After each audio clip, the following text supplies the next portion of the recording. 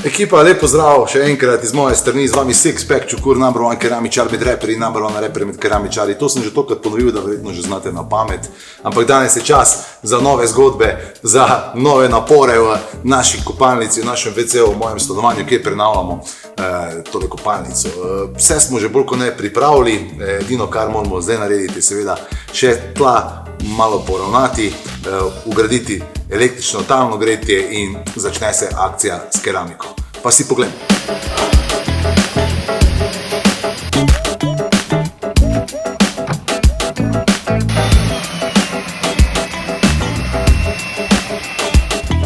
Evo, stvari se že zlagajo v neko celoto, lahko vidimo, da talno gretje oziroma izravnalna masa prostoru naredi neko ravnino in seveda je polaganje dosti lažje.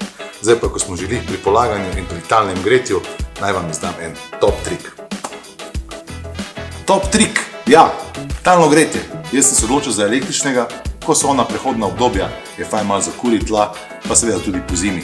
In da bo montaža keramike lažja, vam izdam trik in to je ta, da dejte talno gretje potopiti v izravnalno maso in se lepo skrije, tako da bo nanos lepila enostavnejši in polaganje lepše in hitrejše.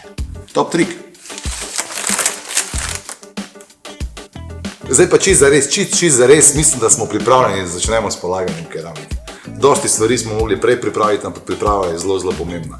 Naslednjo epizodo, 5. epizodo, pa je prispela keramika! Se vidimo, ekipa.